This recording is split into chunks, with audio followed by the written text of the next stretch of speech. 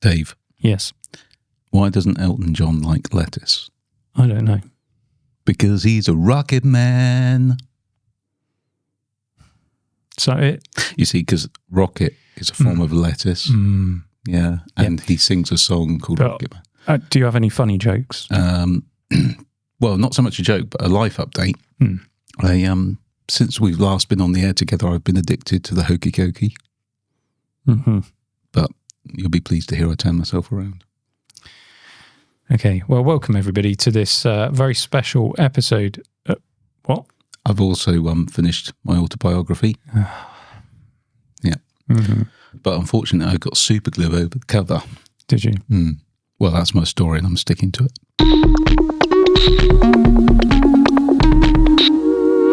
So welcome everybody to this special Constant Geekery podcast episode. I say special mainly because you're in it, Pete, and your mum told me that you are very special. Yeah, she dropped me quite a lot as a child. You can't tell. No. This is just a one-off podcast that we thought we'd do as a bit of an end of the year special. And we're publishing it for members first. So thank you, channel members. And as a reward, you get to listen to Pete's jokes before everybody else, which doesn't seem like much of a reward now that I've vocalised it. I feel that's a treat, and I suspect you will find that out in the comments.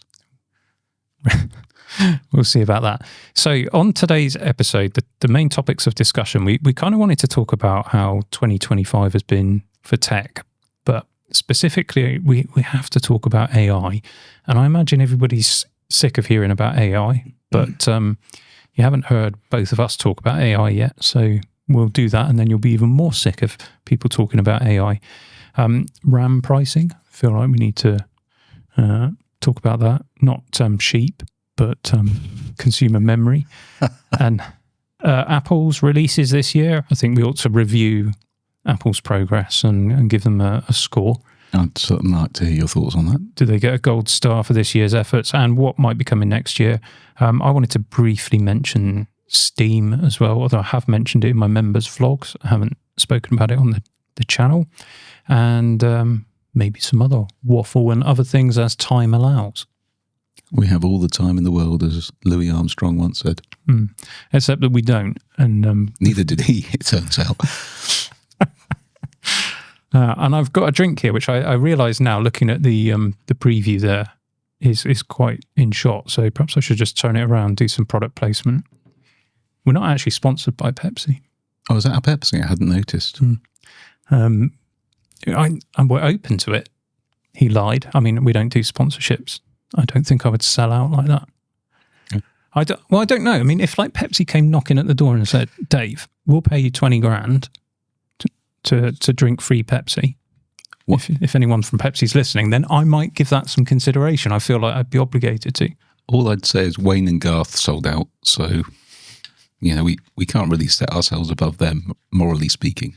No, I guess not. I'm going to do the product placement though, just to make everybody thirsty. And if you're not watching us on YouTube, because it is possible, of course, that because some people like audio only when it comes to their podcast, so you just have to imagine my cherry Pepsi Max. Well, every time you take a sip of it, I'm sure they'll be able to do more than that because they'll be hearing you.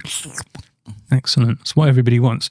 Shall we move swiftly into our first topic? Let's do it. So AI is an interesting area, and I've done a couple of videos about it on the channel, and it's something that is affecting everybody, especially people for us in our industry, which is the web industry. So I think most people who watch the channel will know that you and I have a digital agency. So we do web development and digital marketing and stuff like that. And where to even start this conversation? I'd like to start it with consumer perception towards AI. Because I feel, I'd be interested to get your take on this, but I feel like there's been a little bit of a shift of late in consumer perception of AI, and perhaps that initial excitement has died down somewhat. Yeah, I'd agree with you on that. I've got some specific examples in mind that reinforce that theory, actually. Well, I think I know which example I've got an example as well that I'd like to mention. I'm loving it. Go on. So McDonald's Yeah. the Netherlands version of McDonald's, which is basically McDonald's just in the Netherlands. I made it sound like there's some like uniquely Dutch McDonald's. It's the same burgers served with a Dutch accent. And they Do didn't. the burgers have the accent? I don't know. It depends whether they use Dutch cows, I suppose. And whether they got Creutzfeldt-Jakob disease or something like that. Yeah. Anyway, sorry. Of course, in India, the cow is sacred, so they don't use beef at all in McDonald's in India, I believe. Correct me if I'm wrong. Oh, okay. I think What do they use? lamb. Okay. I think they have something called a Maharaja Mac instead of the Big Mac. I don't know. Someone will know the answer and will correct me in the comments, I'm sure. But interesting, isn't it? And have you ever had a Big Mac in the United States of America? Do you know what? I'm not sure that I actually have. Because it's not the same as what we get here. Is it better? No, not to my taste. Okay. The sauce is different. It's more yogurty in America. Yogurty? That's how I would describe it. Okay. I think the thing is, when you're in the States, there are so many superior options for burgers, isn't there, than McDonald's, In-N-Out. I think that's probably fairly universally true of wherever you are in the world. Yeah, okay. Yeah, point taken. McDonald's Netherlands, they made an advert for Christmas. And they did it with AI. How did that turn out? I watched the ad and I thought it was quite funny. Funny because they meant it to be funny, or funny because they'd used AI? No, funny because I think it just was amusing, and I thought the overall finished production, it was as a TV advert, it was fine. But of course, everybody's realised they've used AI, and the issue with using AI is that you can't have a long clip. I mean, it's a 45-second advert or something like that. You can't generate 45 seconds worth of AI video. The longer the clip is, the more likely it is to go wrong. So you're talking about a contiguous shot? Yeah. Okay. So what they have to do is do lots of smaller clips and kind of stitch them together. But because of the theme of the advert, and I won't spoil it for you, you can look it up on YouTube, I think it kind of worked. But there was a backlash online because of the fact they'd used AI, and people in general, and this is what I'm talking about, this kind of shift towards a shift in consumer focus, and people are getting a bit fed up of all the AI slop that they're being forced to consume through their social media platforms, and they don't want to see it on the TV, I guess, or YouTube or wherever it was that McDonald's posted this. So lots of backlash, lots of people saying, no actors being used, and this is not good for creative industry. And so whilst the end product wasn't all that terrible, the fact that there's no human or less human involvement in the creative process, I think that's why people view it so negatively. They're not judging the final piece of work, they're judging actually the process that's gone into making it, and they're objecting to it. Yeah. Which is an interesting shift. I mean, does that happen that often? In these kind of changes in life where we get, a big upheaval in technology or something. I guess it hasn't really happened to this scale. I might be completely wrong on this, so correct me, but it doesn't feel like we've had this much scale in terms of threat to human jobs since the Industrial Revolution, really, where so many people's livelihoods potentially are at threat. Yeah, and I wonder whether a lot of people are only just really waking up to that. And here's the thing, though, about this McDonald's ad. When I did a bit of research on this, the company that produced this said it took thousands of takes, and I'll deploy the air quotes there around takes, prompts, whatever you want to call it, over a period of 7 weeks. It sounds like they worked really hard on this. So you have got a group of people who are working really hard. So it's a huge amount of labour gone in. But how much compute time is behind 1,000 takes or requests or prompts to the AI machine to generate videos? Is that a rhetorical question, or have you worked it out? Because it's the sort of thing you do. It is the sort of thing I do, but I haven't on this occasion, Pete. You've let everyone down. I do feel bad. I'll tell you what else I'm going to do, because things have changed. It's been so long since we did our last podcast. I now have to wear glasses, Pete. I I don't think I did the last time. Oh, there you go. I can see my notes. That's amazing. And just pop those on. If it makes you feel better, if I had notes, I would also need to be doing that. Thank you. Thanks for preparing as well. That's all right. No, it's all prepared, but it's up here in the old brain box. That's still as sharp as it ever has been. Even you couldn't get through that without cracking up. Mine like a steel trap. Anyway, that's McDonald's. And they have actually pulled the advert. Interesting. So what about Coca-Cola? Well, yeah, so Coca-Cola, I think, correct me if I'm wrong, they have their iconic holidays are coming advert that everyone knows leading up to the festive season. You get the red trucks and... Hey, fun fact. Go on. I think it's a fact. It might be a myth. Mm-hmm. But I think it might be correct. But Coca-Cola are responsible for the Santa Claus that everybody... Yes, that is my understanding as well. Prior to that, it was St. Nicholas was always drawn with a green... Am I right in that? Green cloak or something? But Coca-Cola popularised... The red and white Santa that with the is beard common now. Yeah. Yeah, no. And hence why you've got that very... I suppose you'd use the term Christmassy feel about those ads is because they've kind of made Christmas into a brand, you could say. Anyway, I think last year was the first time they did the Holidays Are Coming advert, which has been going since, I think, 1995, according to my research. They did it using AI. And I don't know if you recall, but if you look at it, there's some horrendous things going on. Some of them are, just typical things like the trucks all have different size wheels and different numbers of wheels and different trucks in different shots. Because, of course, really difficult to get consistency with AI. But there's also a scene, if you look carefully, where a family is going to get run over by the truck. It literally must have happened off frame if it was real. But again, AI's got no concept of that. And it had these, this first advert last year had human people in it. But of course, AI is not great at producing people. First results, you go, wow, that's amazing. But if you look, you get the kind of uncanny valley. So it got a lot of backlash. So Coca-Cola seemed to have learnt from that this year, because what they've done is they've done an AI ad again, but this time instead of humans, they've just done a load of cartoon or comic animals and very few humans in it as well. And they all look awful as well, or certainly AI generated. Now, again, you get a lot of backlash of this. Interestingly, a lot of backlash on LinkedIn. Of all the social media platforms, LinkedIn is where people are going at this, because I think of the creative aspect. So Coca-Cola listened to this, and it's worth looking at. They did a response to this criticism where they basically produced another video to show how much actual human creativity had gone into producing this ad. And similar to the McDonald's advert, lots of work, lots of feedback. And someone on YouTube, I'll see if I can find the link so you can put it in the description, did a really good breakdown of all of this.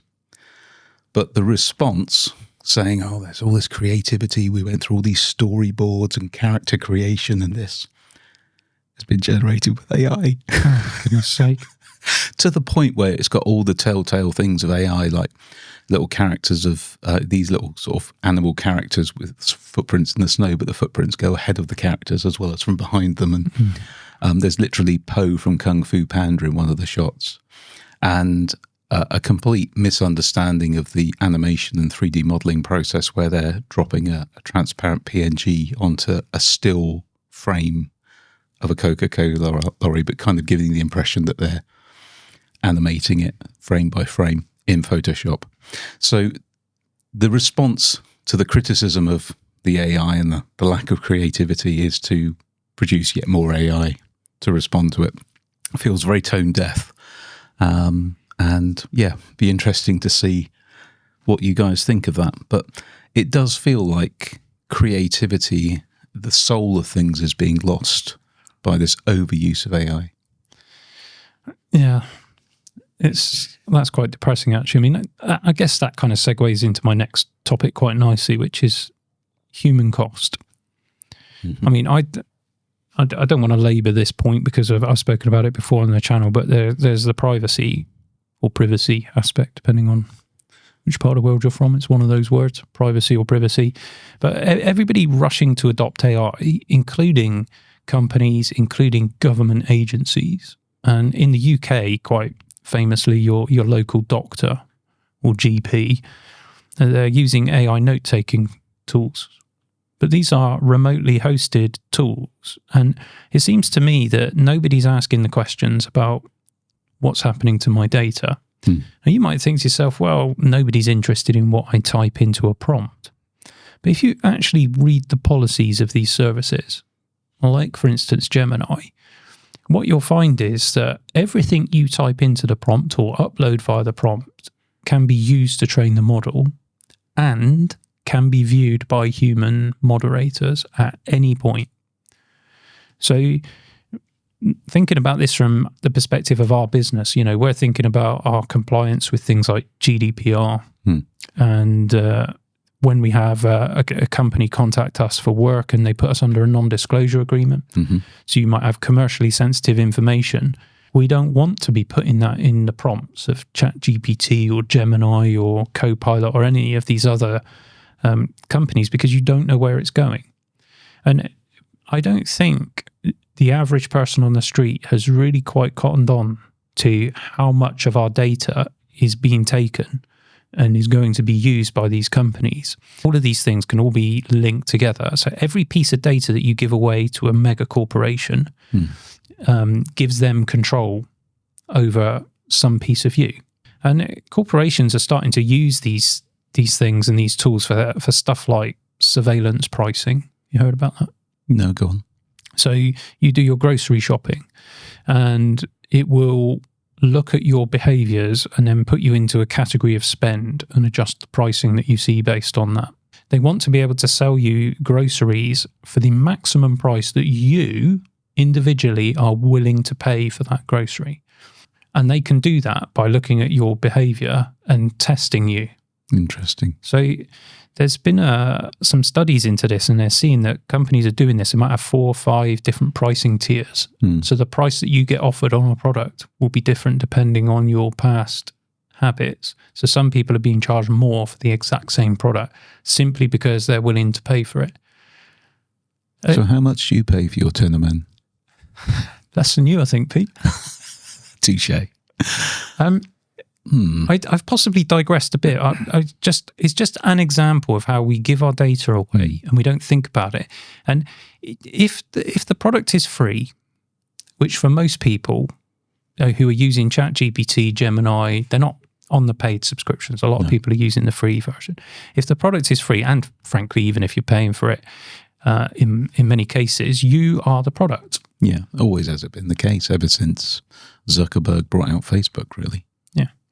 And we're giving away our data. And when you then think about what we've just been talking about with the adverts on the TV, where does this stuff come from? How is the AI able to generate images of trucks in the first place or amusing moments in the McDonald's advert? The lady who gets her coat stuck in a bus door and gets dragged down the road or something. And that comes from somewhere. Those comic timings come from works that humans have created and that have been robbed by AI to train their models.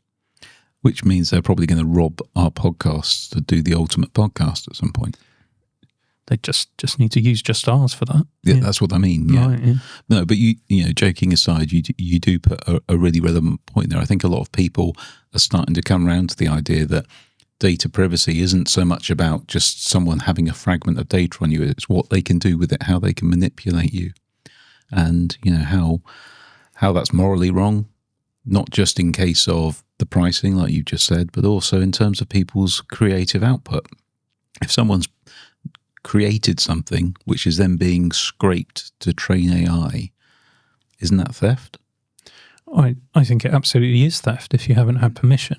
So here, let's take another example of something that's been in the news recently. So OpenAI have Sora, their video generation tool, and in the latest iteration, they launched that, and people were creating stuff using characters for whom the IP is owned, like, for example, Star Wars stuff, which Disney owns the rights to that. So Disney got upset about that and started legal proceedings against OpenAI. But you'll be pleased to know they've settled that. Yes, I did notice that. For $1 billion. which Disney is paying to OpenAI? That, I think I did know, but only now that you've said it do I realise how weird that is. And not only that, but also now OpenAI does have license to use Disney characters for the next 3 years.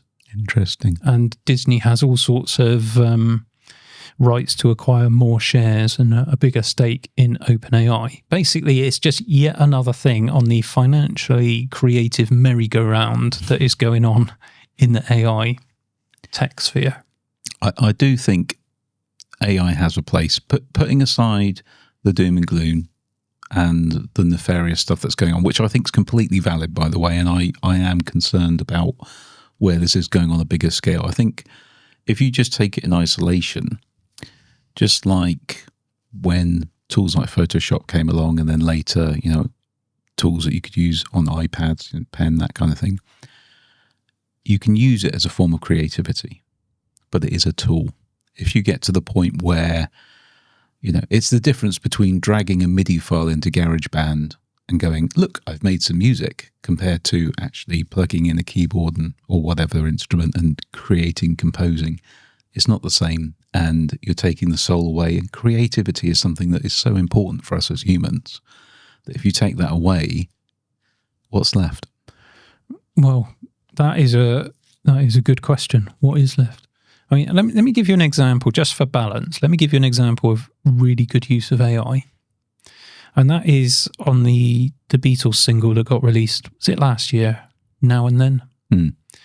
And this has actually faced quite a lot of backlash because people are saying, oh, you used AI to make this song.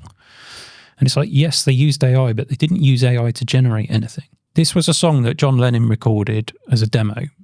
And it's just him playing his piano and singing. That's just one track. His voice and the piano is all mingled together on the one track. And I don't know if you remember, but in the 90s, they released a couple of singles where they'd got some of John's demos and put them together. And this was actually one of them that they worked on at that time. So George Harrison, of course, was alive then, and he put his guitar down. And so they had that, but they never released it because the vocal wasn't strong enough. Until they've used AI now to split John's vocal away from the piano. Okay. And then they were able to rebuild the song around him, bring in George's parts, add Paul and Ringo. What a great use of AI that is, and machine learning to be able to resurrect old tracks, and we can hear music. Okay, it may not have been how John intended it, but nonetheless, it's quite interesting to hear a new Beatles song. Yeah. What a great use of AI. And I like that idea. I like the idea of AI being used as a tool to complement human creativity. And I keep saying, why does the AI have to do the creative stuff? Why does it have to make the art? Why isn't it doing the cleaning and the stuff we don't want to do? But there doesn't seem to be any interest in that side of things. And perhaps that's a good thing, because the problem is that AI is going to take jobs. You spoke about this or alluded to it just now. I mean, just think about our industry for a moment, the web industry. And it's got to the point where you can go and generate a website using AI. So why does anybody want to come to a company like ours to have a website built? Is that a rhetorical question? No, you feel free to answer it. Well, I think a lot of it comes down to... I'm just going to have a swig of Pepsi. Not sponsored yet. Sorry, Pete. It all comes down to... That's okay. I think it all comes down to why you're having the website built in the first place, because you're absolutely right. You can do amazing things to produce a website. But one of the things we've recognised through doing this for decades now is the fact that a website, whatever it is, be it e-commerce, lead generation, has to have a purpose if you're serious. And that purpose is something that needs a strategy behind it. It needs research. It needs human reasoning and wisdom to work out. So what is it you want the website to do? Who's it for? What are their pain points, and how does your product or service address them? How do we get them in contact with you, and where do we find them? Now, those sort of things are very difficult for AI to really truly understand. I've tried out of interest to see what it comes up with, and it can it can give you a broad scope, but of course broad doesn't work. You need to be really targeted. So you end up with something that's incomplete. And then when you have specific, say, landing pages or product pages for a particular type of person, you need to then address the points that concern them. So there's a degree of psychology and cognition in a web strategy, a lead generation strategy, and building a site that actually turns a visitor, which you want to be the right visitor, into someone who's going to pick up the phone, fill in the form, whatever it is, and then go from there. AI struggles to do that. At the moment. No, AI will always struggle to do that. Well, yeah, but you say that, but we spoke earlier about the surveillance pricing thing. And I think about our position as a business, and we've always held that AI we haven't really been that concerned about it, in fairness. But the simple truth is, over the years, we've built a lot of websites for people who are completing a box ticking exercise. True. And they just say, oh, well, we got to have a website. We don't really care. True. But we just got to have it, and we're just going to put some information online so that people can contact us. That market is absolutely catered for by AI generation. 100% agree. So I wonder whether once it gets more sophisticated, whether it will start to be able to do some of the things that you're talking about. Possibly. But then who validates it? Yeah, but isn't that the same as what we've been talking about with the commercials, where the TV commercials, where you've still got humans working on it. So there is still human involvement, but there's a huge loss in the fact there's no lighting, there's no film crew, there's no actors, there's no gaffers, caterers. There's the knock-on effects of there not being a film shoot is enormous. Yeah. Yeah. And will we see the same thing? So when you put it that way, yeah, I can see that happening. I can't see human reasoning and critical thinking. There's something about it that when you're really at the top of your game, which we are in our agency, I don't think there's a certain je ne sais quoi that you can't quite replace. And it's very difficult to say what that is. But I agree that a lot of the more mundane elements of doing things and the time-consuming elements of doing things will go, and are going in some cases already. Yeah, we are starting to see it. And it's interesting. It is interesting to think about. I've been thinking about cybersecurity as well, and I think we're seeing an increase of threats, cyber threats, and I think AI is being used to amplify those threats. So I think that's something that's going to be on the increase. Other costs to AI before we get to the financing side of it. Well, environmental cost. Let's just talk about that. So in the United States, the Environmental Protection Agency, or EPA, which rather famously was one of the things that Elon Musk's Doge kind of cut down in size.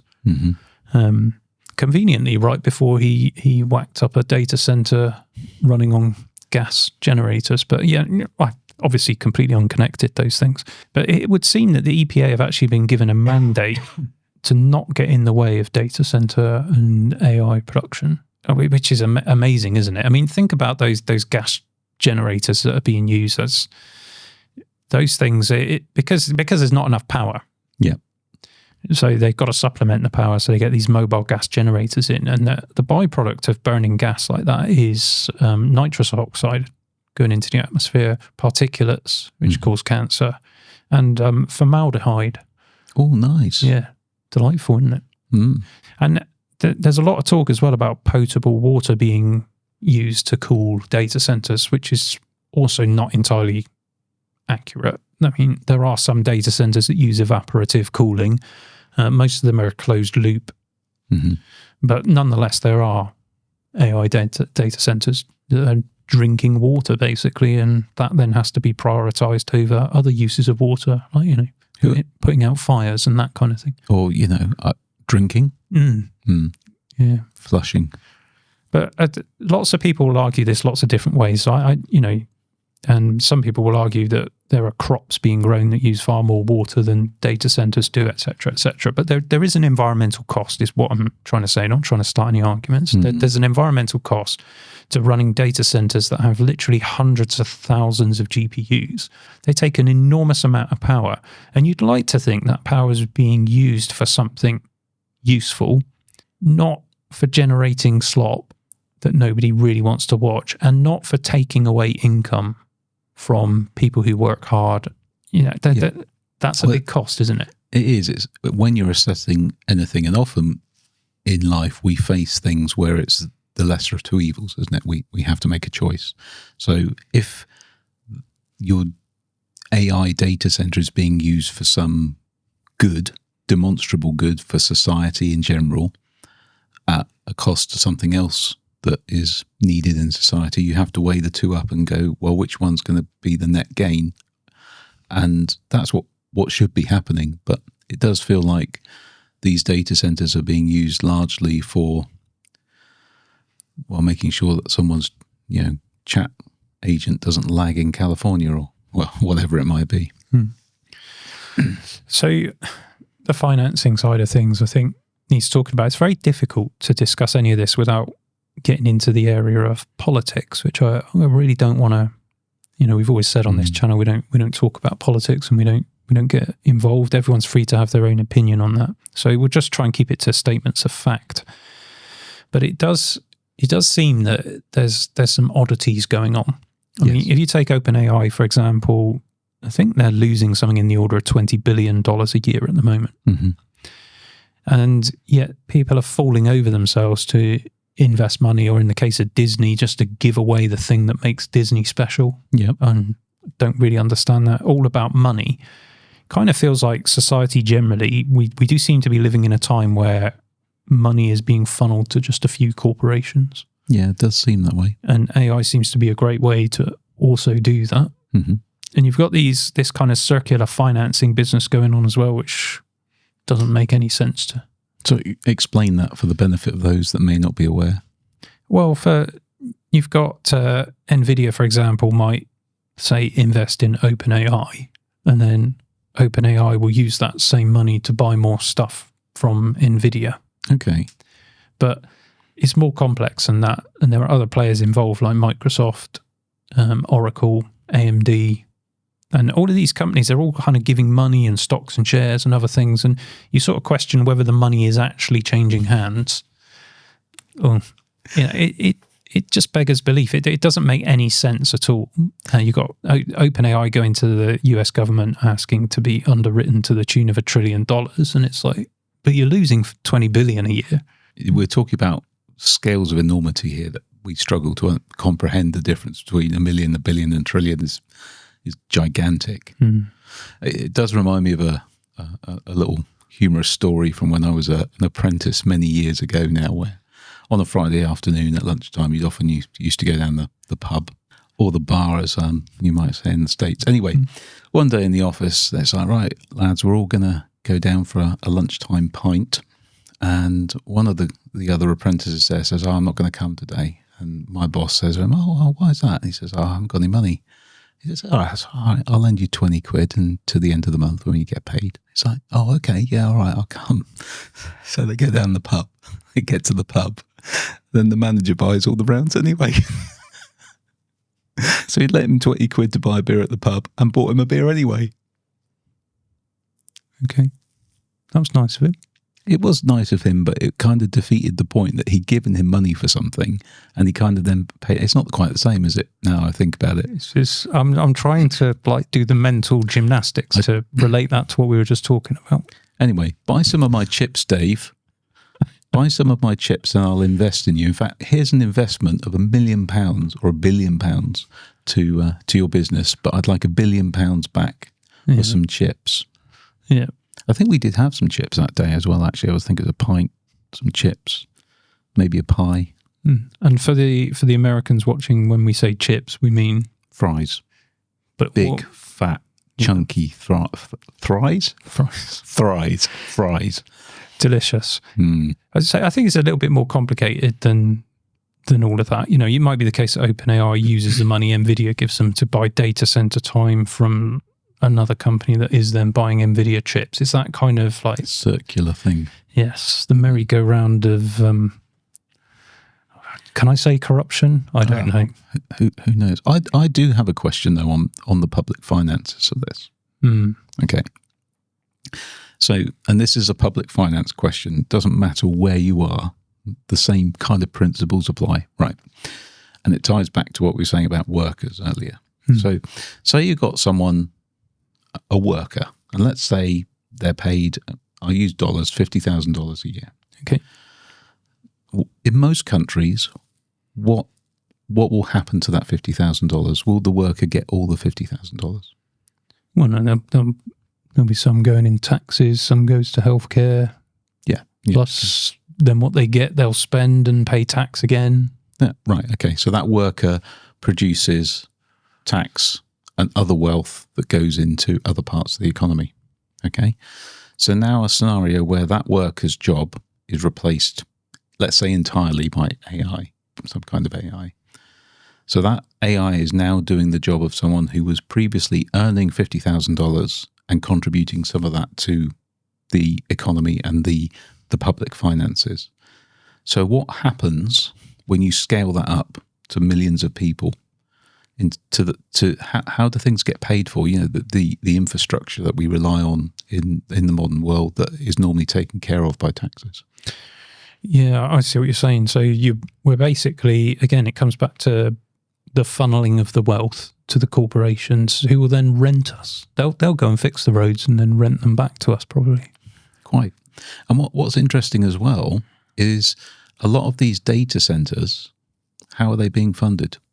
Yes, some of it's being funded by the big corporates, but you mentioned it earlier, OpenAI going to the government and asking for backing. Yeah, they are getting various grants and things like that. So, yeah. So they're being subsidized. Where does that money come from? From the taxpayer, effectively, doesn't it? Yeah, so, public finances. So ultimately, public finances are helping these corporations grow their businesses and eliminate income for themselves. Yeah, I think it's one of those things. Right? Yeah, I think you're right. Right? Yeah, it's like that movie which is based on, is it Isaac Asimov's book, I, Robot? And we can all see it coming. Everybody knows it's going to happen, but you just assume it's going to happen anyway. And here's my chance to make a fat pile of cash in the middle. And anybody who's in that position is carrying on, and they take the money. There's must be money washing around all over the place to make these kind of silly things happen. And the problem is AI is not going away because no country can afford that. No. If you think about, and again, not getting political, but think about the United States, they're basically in an arms race with Russia and China. Yep. And they can't afford to not have the AI because whoever gets it first is going to end up controlling lots of things. Yeah. So whether we like it or not actually is kind of irrelevant. It's happening, and everybody's just sort of like dancing around making out this is great for consumers and what a wonderful thing this is. And I think there will come a time where lots of people have lots of regret over it. And I already have regret over my Roomba's AI. It doesn't know what a sock is. Has it eaten your sock, Pete? It has in the past. Okay. And other things. Fortunately, it does have turd detection, so, So when you poo on the floor, it knows to move around it. Well, no, it's just the comfort of knowing that if one of my dogs ever had an accident in the house, okay. Sorry, let me deploy the air quotes. One of your dogs. Or you've forgotten to buy your tenor pads again, but go on. They're getting expensive for some reason. Then I have the knowledge that knowing that it's on the schedule and it will see the juice and avoid it. Okay. So hopefully, that's a good thing for AI. But yeah. I've got to be honest, actually, this podcast should be a bit more upbeat, and it's been a bit doom and gloom. Well, why don't we talk about Apple? Because that always cheers us up. Well, before we do that, I've got a bit more doom and gloom. Oh, great. Well, because we have to mention the RAM prices. I mean, this is a huge thing in tech news. Well, that's happened in 2025 and quite recently. Why don't you regale me and the members of the podcast that are, or listeners of the podcast that aren't aware of what's happening with RAM prices? Right. So RAM has gone up by like a factor of 2 to 4 times in price. So let me give you an example. I bought 64 gigs of RAM for a gaming PC build less than 6 months ago, and I paid £189. Look that up. Okay. For my RAM. I then went on the manufacturer's website. Would you like to guess what the MSRP is for that exact same RAM today? So I paid £189 less than 6 months ago. £200. It's £859. What? In fairness, there are places selling it cheaper than that, and there's always discounts on MSRP. But the cheapest that I've seen is over £500. Wow. So this is big. That is... Okay, what's causing this? It's because the manufacturers of RAM are pushing to provide for data centers, and they're prioritizing that over consumer. That's where the shortage is coming from. So, for example, Micron announced a few weeks ago that they are pulling out of the consumer market from February. Crucial. That's it. Okay. Yeah, so from February, no more crucial RAM. Crucial RAM. Right. That's been like with me all my life. Well, since the 30s anyway. And Micron is the third largest producer of RAM. The other two are SK Hynix and Samsung. And those three together have the majority of the market. So this is big. And people like Apple, for example, use all those three providers. So the memory in your iPhone could be from any one of those three. They use them all. Interesting. So this is having an effect on pricing. Generally, for computers are going to go up in price. If you haven't seen it yet, it will happen. I actually just thought, this made me panic a bit, and I went to buy something I've been thinking about buying, which I have here. And for those who are watching us on YouTube, you can now see some kind of white keyboard. Yes, but it's more than a keyboard. This is the Raspberry Pi 500 Plus. Ooh. So it's a computer in a keyboard, but it's a clicky keyboard. I'm going to put it up next to the microphone. Do you know ASMR? I've never seen a computer in a keyboard before. What are you talking about? Hey, that form factor is that's innovative. I've never seen that before. Of course you have. It's like, this is how every computer used to be. I know. Yeah, that was satire. Okay. Have a feel of the clickiness, Pete. Okay. Keep knocking my microphone. Yeah. How's that going? Yeah, it's very clicky. And it's RGB as well. And you can change the keycaps and do everything. It's basically a geeky computer. Raspberry Pis are very geeky things with a geeky keyboard. It's like geek to the max. No RS-232 on the back though. No, but there is an I/O thing, and you could make RS-232 behind that rubber cover. Where's the joystick port? Oh, shut up. Anyway, I went and got one of those because very cool. I thought to myself, it's got 16 gigs of RAM in it. That's going to fly up in price. Yeah. And mark my words, after the RAM goes up, SSDs will be going up. Everything's going to get more expensive. So makes you question whether home computing as we know it is also under threat. And you can't help but think that all of these corporations would absolutely love us to not have home computers and instead rent cloud as a service from them. Yeah. They've got to pay for all this AI investment somehow, haven't they? But here's a question. See, I'm going to throw this to you. Is it going to affect Apple's pricing? Well, Apple aren't known for putting any kind of premium on RAM. So I can't see that happening, nor are they particularly, they're quite liberal with their serviceability of SSD. So that I can't see. I mean, why would they do that? Why would Apple do that? Exactly. To be fair, I could see Apple. I mean, Apple have surprised us in the past. They've protected certain pricing points, haven't they? They have, and you have to think Apple's supply chain will be, they're not buying stuff as they need it week by week. No. So they'll have agreements in place for quite a long time for all of this stuff, and it would be within their interest to hold prices as it is. Even with the increase in prices based on what they charge for RAM, they could probably swallow it on the upgrades. But the base computer, I mean, take the Mac Mini, £600, comes with 16 gigs of RAM and 256 SSD and everything else in there. And if you want to double the RAM and double the SSD, you basically add £400 to that. But there's no way that costs 400 in comparison. That 400 is all profit. Do you know, we missed a golden opportunity about 10 minutes ago in this podcast when you asked me about the pricing. Did I? Yeah, we should do it for an outtake now. Just say about the RAM being 189 and then tell me the price. Oh, well, we don't need to do it as an outtake. We'll just come back to it because you've obviously got some joke, which I'll be honest, I am waiting with bated breath. I'm very excited for this. So, yeah, I bought 64 gigs of RAM for 189 less than 6 months ago, Pete. How much do you think it is today? £200? No. How much? £859. No, if you don't buy it from Apple, how much is it?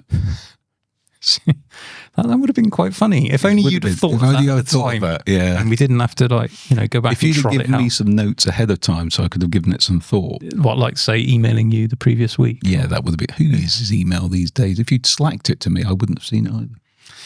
Anyway, I don't think it's going to change Apple pricing immediately, but my suspicion is in the spring, when we get the new releases, then they might... The starting price might go up because I think the upgrade pricing will probably stay at that magic 200 figure because Apple can afford to swallow it because it's a probably temporary thing. But I think the base cost of the machine has to go up. I don't imagine Apple is making a huge amount of profit selling Mac Minis at £600. No. I mean, bear in mind, in the UK, if that's £600, then part of that is VAT anyway. So they're actually making £500. Yeah. Yeah, I'm not convinced. So I think it may mean more money, basically. Anyway, since we've segued into Apple, let's talk about Apple. Okay. What would you like to talk about? Well, how was their year? Would you say, how do you feel about the new releases we've seen this year? Perhaps start with the iPhones. Yeah, I mean, I've got the new iPhone 17 Pro. As you can see, I went for one of the more subtle colorways. Pete's got orange for those who are listening. Yeah. And I think we've said this before on the podcast. I'm past it. You know, it needed upgrading, so I got the new phone, and I get to the point now where I do feel slightly aggrieved that battery life, performance make you want the new phone. It's not because there's some killer feature in it, is there, that you kind of think I have to have that.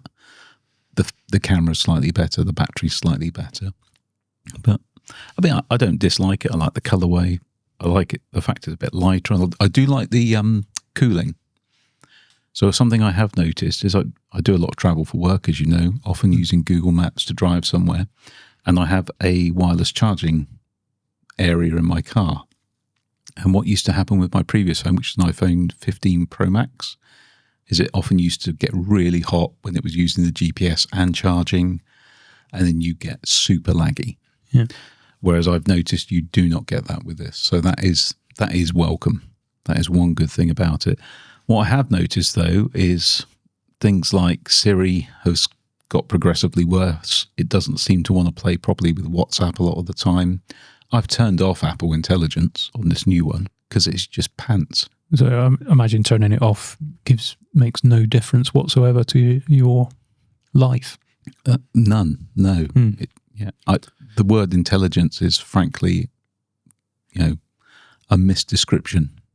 It's astonishing that Apple is still shouting about it on all their products. Yeah, absolutely. But they've got to, haven't they? Because they put so much into it. It is a bit like in the 1980s when everything had the word turbo written on it. And then in the 90s, everything had 2000 written on the end of it. Yeah. And now it's AI. Yeah. Yeah, you got to have it. Everything's enhanced with AI. This Pepsi's probably enhanced with AI. I suspect, actually, that Pepsi is so good, it's a Turbo 2000 AI Pepsi.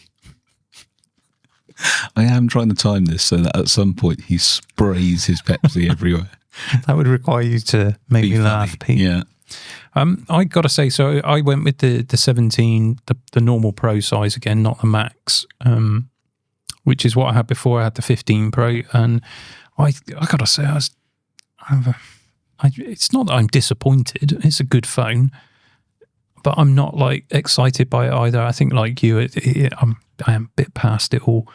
I don't feel particularly impressed with the camera. I was expecting a big upgrade in the camera over the 15 Pro, and in the real world, I'm not seeing it. not particularly anyway.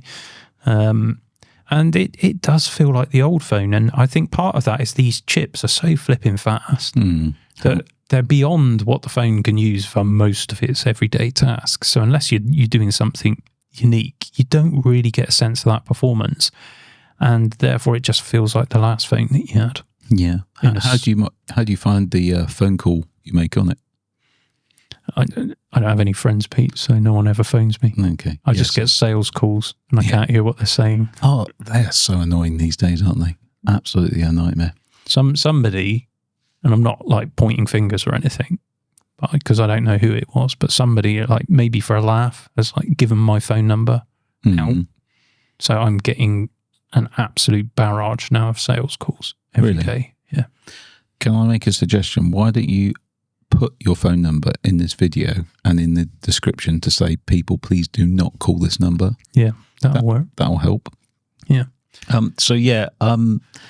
Nothing wrong with it. What did you think about the iPhone Thin? I've not actually, I did go into an Apple store just to have a look at one, but I haven't got any experience beyond that. No. I did think about buying one. I thought it might suit you because you're a fairly light phone user.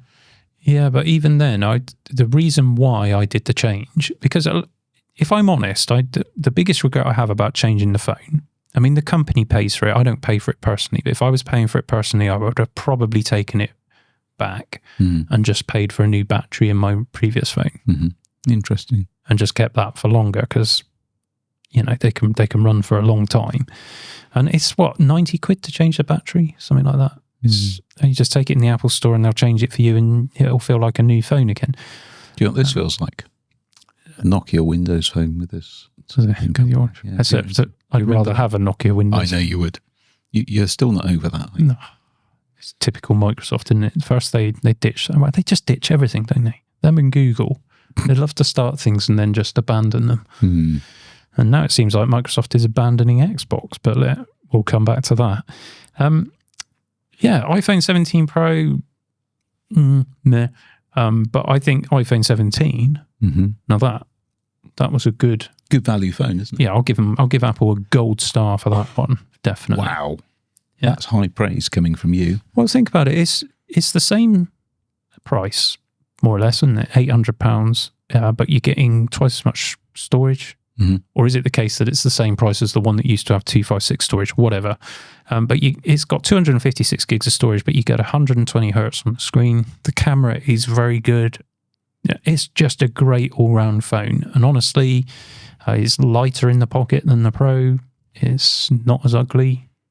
And generally speaking, I think most people would be happy with the iPhone 17. I think it's a really great phone for that price point. So, Pro Max, standard, lighter, not as ugly. And again, for those listening, Pete was pointing at me when he said lighter, not as ugly, which is very kind of you. That was a backhanded compliment. It was. Yeah, not everyone could get away with wearing that T-shirt. Thank you. What else have they released this year? The M5 chip, which saw the light of day in the iPad Pro earlier in the year and then now in the MacBook Air. And, I mean, it is massively impressive, hugely impressive. When these phones came out, I was benchmarking the chip because I knew it had the same cores as the M5 was going to have, and I did some predictions, which turned out to be pretty much bang on.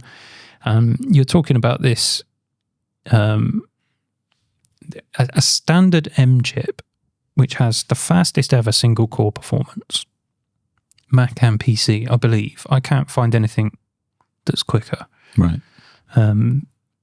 So correct me if I'm wrong in the comments. If there is, I know some of the latest Intel and AMD chips are rapid, but the M5 is quicker. And on multi-core performance, it's beating M3 Pro. And which, it's like, okay, that's 2 generations ago, but actually there's about 18 months between them. Yeah, they come out quick. Yeah. And it's not far off. I've got the M3 Max here. It's not that far off M3 Max on multi-core, the binned version. Mine isn't the bin version, but whatever. It's a fast chip. And the graphics are pretty much on par with M2 Pro. But it would actually beat an M2 Pro for things like ray tracing, because M2 doesn't have that. Yeah. It's not far off M3 Pro for graphical performance either. So you've got an M5 chip, and you can get a MacBook Pro with an M chip, and you've been able to do that for quite a while. Well, you have for all of them, haven't you? They did an M1 MacBook Pro, but I've always said to people, don't get a MacBook Pro with a standard M chip. Are you changing that opinion now? Yeah, with the M5, I'd say absolutely. It's looks like your water's faulty, Pete. It's evaporating. Run out of water. If only you had a delicious and refreshing cherry Pepsi Max. Or someone here that could get one for me, but there we go. That's an interesting point you make about the M5, though. I mean, what I like is, do you remember when the announcement about Apple Silicon came out, and we were really excited, weren't we? We were doing lots on it. That's continued. I was expecting things to tail off, because for a while it seemed like others were starting to catch up, but Apple have just kept powering them out. Yeah, I think they've got to, because others are trying. You know, the Snapdragon chips are getting better and better. The new X2 Elite looks impressive. But do you know what I remember you saying at the time is it was good for the entire industry? Do you remember saying that? Yeah, and it has, because it's made everyone step up their game. Yeah. And we benefit from that, and you know, so do all the corporations that are now using the technology to build super fast AI chips. Yeah, and I wonder whether Apple's going to get into that market, because what Apple Intelligence? Well, maybe not so much that, but maybe the GPU market for powering data centers. I would have thought that they would have a distinct advantage to do that if they could design a product that was just, you know, GPU based. And I'll come back to this in a minute, but I think they may head down that kind of route, which gives them more flexibility to make different chips. But you've got the power consumption. I mean, you think what is possible with just a laptop. Yeah, you know, I've got the M3 Max here, and the graphics performance of this thing in a little 14-inch laptop is just astonishing. The M4 Max takes that onto another level. And, well, of course, next year, what are we going to see? M5 Max. Yeah. And that is going to be bonkers fast. Are you excited? I mean, I know your whelm doesn't get overed very much. I'm excited from the perspective of the advancement for somebody who's going out and shopping for a Mac, but I've already kind of reached that point where it's like I can't really push the limits of this machine. You're not hitting the thresholds of it anyway. I would be interested more in what comes after M5, which we'll talk about in a sec. But M5 computers next year, probably Mac Mini, maybe an iMac with M5, but Mac Mini with M5 and M5 Pro. If Apple could keep the price at 600 quid, 600 quid for an M3 Pro Beta, that is epic. Blistering. Yeah. Well, we'll have to wait and see. Anything else you're expecting next year? Well, apart from the Pro Max chips, there are rumours that there will be an Ultra. Because, of course, I went out and splurged on the M3 Ultra to replace my workstation that I had for 6 years. So kind of stuck with it now, but pretty irritating that a year later it's going to be a much faster version. It's always the way, though, isn't it? It's always the way. It's kind of like an arms race in itself, isn't it, when you buy stuff? Yes. But, you know, take comfort from the fact, you know, it happens with cars as well. Okay? Imagine buying a Tesla Model Y just before they do a facelift on it. That would be really annoying, wouldn't it? That would be disappointing. Now, you see, that there is a nice Easter egg to see if someone watches this entire podcast. Someone we might know. Yes. I think also, going back to products, new studio display, because of the move to Thunderbolt 5. So at the moment you get your studio display and you've got the ports on the back, but they're just USB ports. Yeah. Because of course there's not enough bandwidth to do Thunderbolt pass-through. With Thunderbolt 5, you would be able to daisy chain studio displays. And when you think about you look at the Mac Studio, the M3 Ultra Mac Studio, and the number of displays it supports is actually greater than the number that can physically be connected to the box. Yeah. So I think there must be a new studio display coming. No. It would be really good. Have you got one? Do you use one? I have. Yeah, I got one at home. Yeah. How do you find the low light level webcam performance? I mean, generally the webcam is not great compared to the laptops. Particularly, yeah. Why? I mean, I know why, but why didn't they put a decent device in? I think it's one of those things that's just not been upgraded over time. And much like the old trash can Mac Pro, which I don't know if we can see that on shot, but it's behind Pete up there, that never got upgraded in its entire lifespan of 6 years. And I think the studio display's been around for almost that long, isn't it? Mm. Yeah. So, yeah, I think it's just an example of that. Well, it'd be nice to see it upgraded. And, of course, I wanted to just look beyond that a bit to M6. So where our expectations are that MacBook Pro will stay the same for M5 Pro and Max, but with the M6 generation, there's a lot of rumours that the MacBook Pro will get rid of the notch and will have an OLED display. You like the notch, though, don't you? I do not. Okay. But that said, I don't like it, but it doesn't really get in the way, does it? Anybody who's actually used one of these things will know that it quickly disappears into the background and you don't really notice it. Yeah. But if you actually look at it and focus on it for a moment, you think, yeah, that's not a great piece of design. No, it could be better. But do you know, I watched a short the other day. I think it might have been Mark S, actually, who was talking about, he reckons there's a guy at Apple whose only job for every Apple device is to make one really irritating design decision.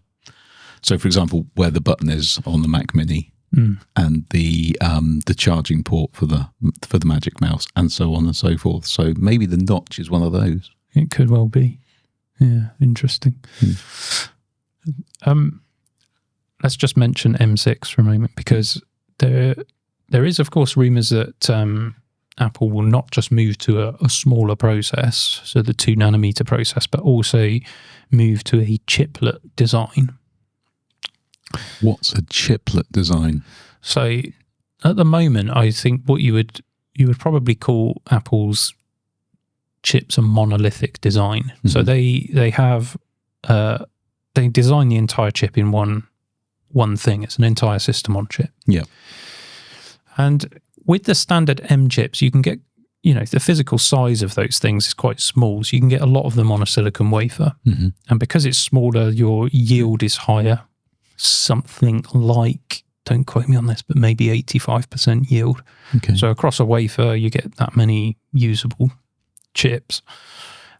When they get larger, so you go up to the max size, suddenly you get far fewer of them on a silicon wafer, and also your yield drops down to somewhere in the 60% to 70% region.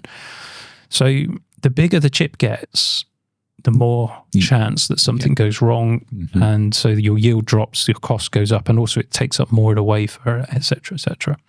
So the idea with chiplets, and in fact the Ultra chips are kind of chiplet-like in that they're 2 separate things that are joined together through an interconnect. Yeah. And that's the principle really of chiplet design. I'm simplifying it.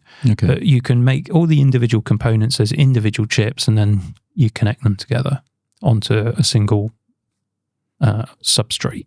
I think I've got that correct. I'm not a chip engineer, so this is how I understand it. Now, the benefit comes then is that each individual component is smaller, therefore the yields are much higher. Got you. Can get more off of a wafer. Yeah. And it also means that you could have individual components at different process sizes, so you can choose. And like with TSMC's 3 nanometer process, you can make decisions about whether you want to go for power efficiency or performance. Mm-hmm. So they can make various choices for individual components on the chip, and you get a much more flexible chip that's cheaper to produce, gives you higher yields. And I love that. I love that thinking. Yeah. I love that. Have you noticed, just as an aside, it's never occurred to me before, how many terms in microprocessors has something to do with food? You've got chips, wafers. Did you have lunch today, Pete? That's about it. But maybe there's more. If you can think of some more, please feel free to drop them down in them comments. But yeah, did I have lunch today? No, I had some kind of nut bar. So you're thinking about food? Well, you're talking about chiplets, which I thought were like the little fragments you get at the bottom of the bag, and wafers, So yeah, I mean, wouldn't it be cool if there was a component on a laptop that was the gravy? I would. Maybe you could start. I mean, it is an Apple. Yeah. And Raspberry Pi. Yeah, okay. There is a pattern here. There is a pattern. Blackberries? I don't think anyone has those anymore. No, apparently BlackBerry have launched a new phone recently. You ever notice how eating blackberries gives you blue teeth as well? So that's a kind of slight connection there. And if you eat enough beetroot, then Okay. I'm sorry. Eating asparagus makes your wee really smell bad. You ever notice that? I don't really sniff it that much. You don't have to. I'm not suggesting you've got to get your head in the bowl. I'm just saying the aroma that comes out. It's like the first time that I had asparagus, and it's like, what's wrong with me? Why this? Why? Yeah. There's definitely some things that I was reading about a health supplement the other day. I won't say what it is because I'll probably generate lots of comments, but one of the side effects is that it makes your pee blue. That's it. It doesn't do anything else, but it makes your pee blue. But there we go. Okay. Anyway, sorry, that was a bit of a... That was a bit of a tangent. Whatever. Chiplet design, if Apple does that with M6, it would open up much more possibilities for differences between the chips. We are starting to see a greater difference between Pro and Max, for example. It used to just be the case, like with the M1, it was just more graphics cores on the Max, but they were basically the same CPU. But now they have already started adding extra cores, but this would just give them total freedom. And what I was talking about before with the data center stuff, and also the Mac Pro, if they can move to a chiplet design, then that opens up possibilities to make the Mac Pro more relevant again. And as a workstation for AI development, a Mac Pro with many, many GPU cores in that is just sipping away at the power in comparison to an equivalent NVIDIA or AMD card. Did you say equivalent? Not equivalent. I might have. I've been talking a long time. You have. I'm getting old, catching your old germs. You've not caught me up yet, though, so show some respect. No, but proportionally, percentage-wise, the gap between our ages is coming down, isn't it? Yes. Yeah, that's depressing for me.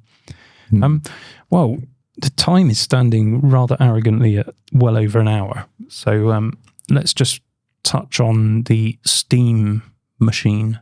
Yes, Steam frame. Have you seen these at all? I've read bits and pieces, and I must admit I've been interested enough to think about maybe getting one.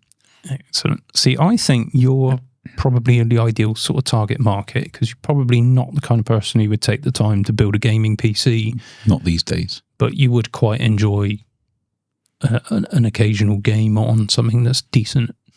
Yeah, so I have tried the, is it the Xbox Live or the one where you can stream a game? Oh, yeah. And it's okay, but sometimes, if you get lag, it can get very frustrating, particularly if you're at a point in the game where you've got to do something complex, and at that point it lags and then you die. Yes. So that's what you're blaming it on anyway. I'm sticking to it. I think Valve is not going to go into like mass production in the same way that the likes of Sony and Microsoft would. I mean, the Steam Deck has sold incredibly well, but compared to sales of other consoles, it's a very small percentage. Yeah. But I think if they get this right, their software is so good. I love using Steam for gaming because the pricing, the regular discounts and sales, it makes gaming cheaper. Yeah. I mean, I looked at the Switch 2 earlier this year, and it's not just buying the console, it's the games. What are they, 80, 90 quid a pop? It's crazy. And whereas on Steam, you just pay that, and there's no subscription then for online gaming or anything like that. So I just think for people who like to game, it's better.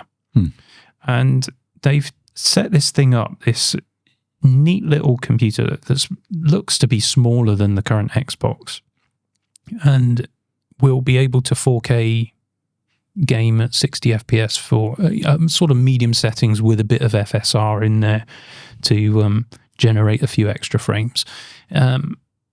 It's going to be pretty decent. And I think a lot of people won't be gaming at 4K. No. So if you're targeting 1440p or even 1080, it's going to be awesome. It'll play all the latest games at decent enough frame rates and decent enough quality. And it's a neat little box with a bit of customization to it. From what I understand, RAM and SSD are upgradable, but it will ship with 16 gigs of system RAM and 8 gigs of VRAM. So when's it due out? Next year.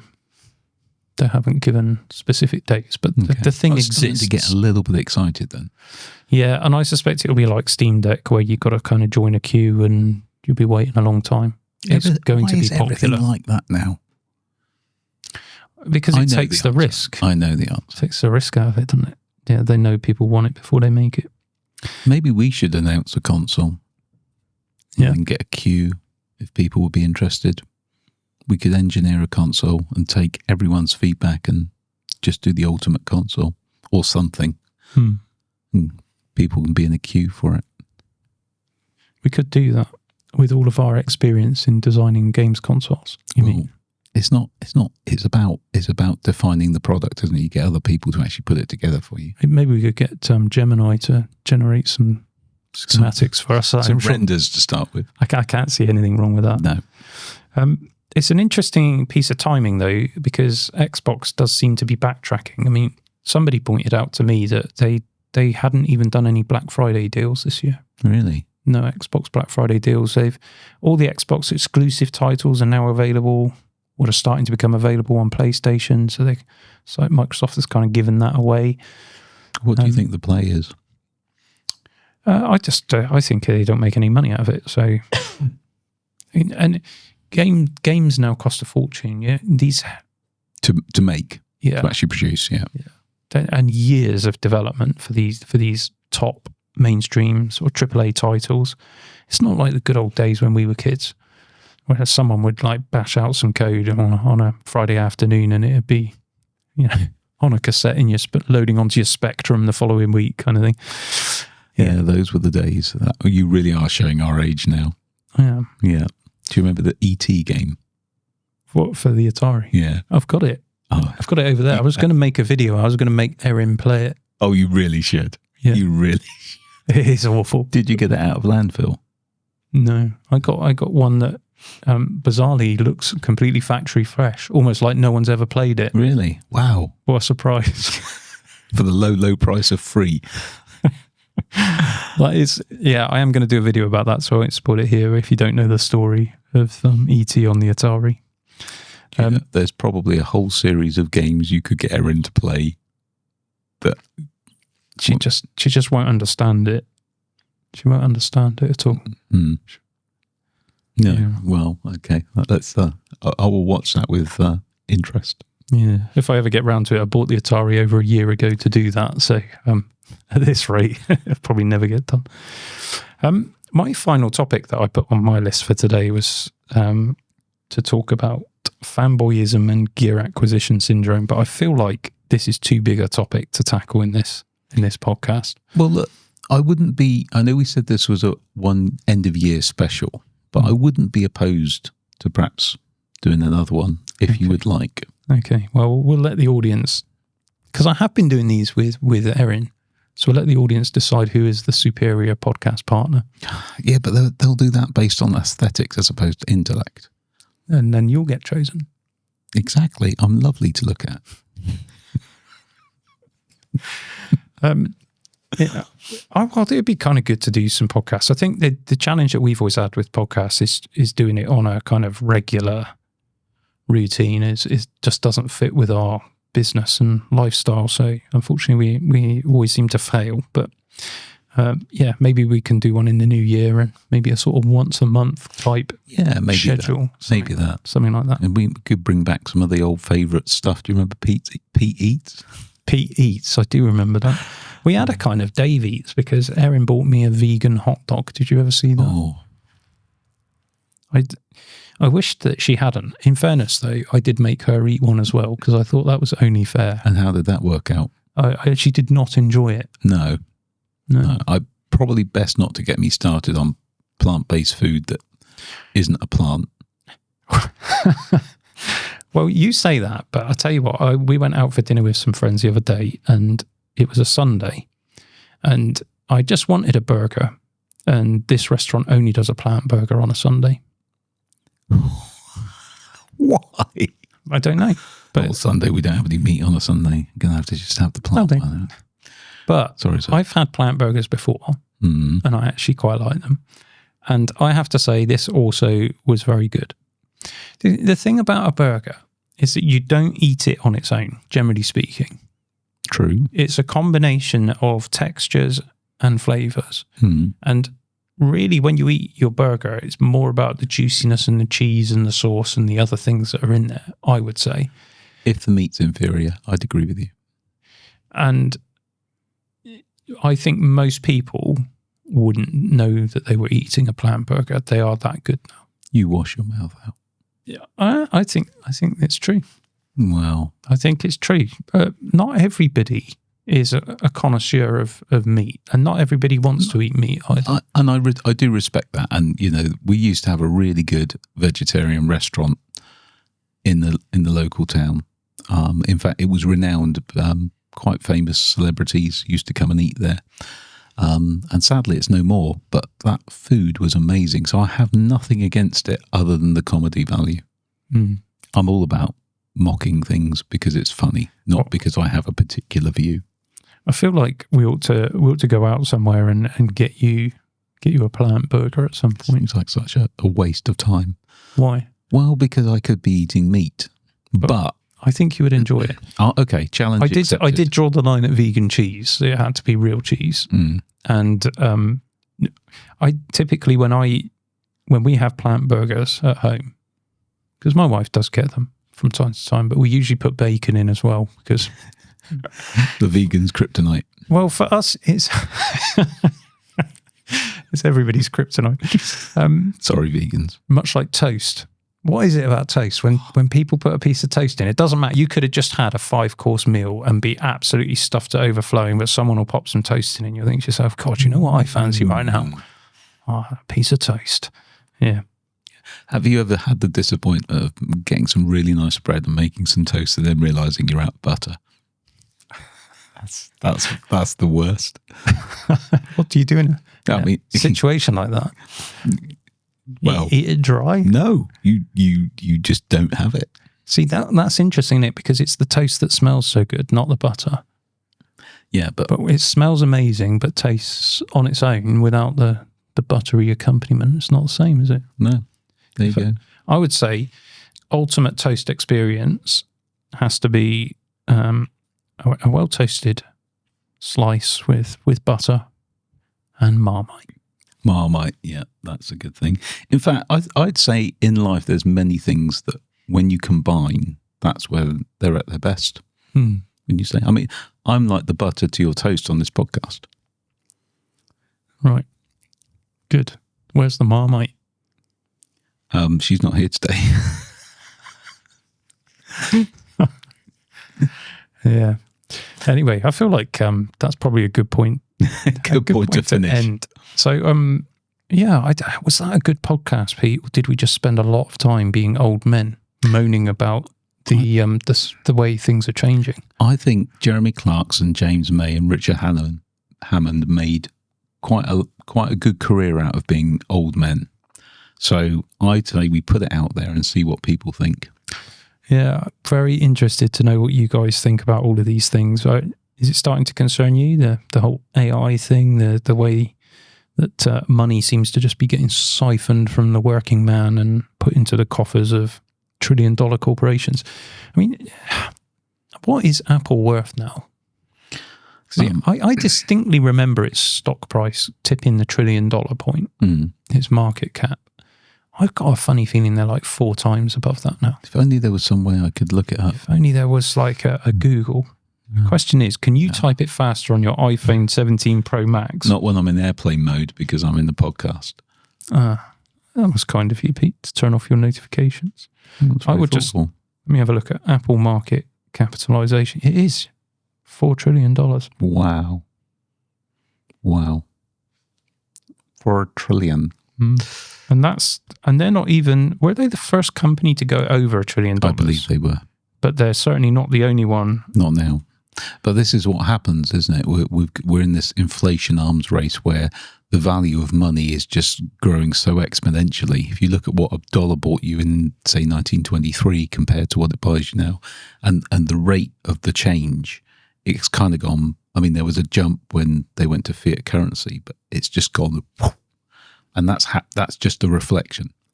So you say $4 trillion, and that is still an unfathomable number. I didn't say that properly, but you know what I mean.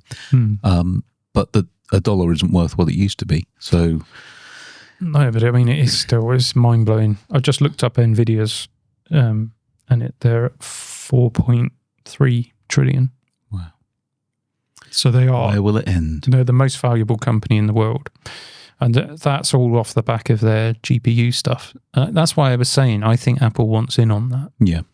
And AMD certainly wants in on that. They've done some fairly creative deals in the AI space, but let's not go back there because we were wrapping up the podcast. Well, what we've done is started talking again. No, what you've done, you see, I was trying to make the sort of exiting noises and see you again, tell us what you think, and maybe we'll do another podcast, and you're waffling on about AI. I'm normally the one that does the waffle. I don't know what to say about that. You're talking about food again. Waffles are food. They are. Either potato or the sweeter type that they have. Belgian liege waffles. Both good. Both good. There's no such thing as a bad waffle. Both things that I'm not really supposed to eat anymore. No, I feel for you. Anyway, that is enough of that. Thank you for watching or listening to the Constant Geekery podcast, our special edition. I don't know when this will launch. I'm sort of thinking about maybe putting it live on the 25th. Well, it will be rude not to. People will tend to be, available and bored. Yeah. Generally by the afternoon. They might and slightly partially comatose anyway. So they might need something just the job. Yeah, help them get to sleep. That's it. Thank you so much for watching. Please leave a comment below. If you want to support the channel, by the way, consider a membership. Members will get to enjoy content a little bit earlier. And I also do a monthly vlog. Which is terribly exciting for you. I don't even know what we charge now for membership, but it's not a huge amount. But if you wanted to support the channel, we'd be very grateful, and thank you to all those who do. It's less than $4 trillion a year. It's definitely less than that. Yeah. Okay. Good. Thank you very much. We'll see you again on the Constant Geekery podcast. Cheerio. Cheerio. Is that it? We off? All right. It wasn't too bad. I mean, with Erin not being here as well, that was quite good. I don't feel like mentally drained in the same way. Like brain cells have died or anything. Is it still rolling?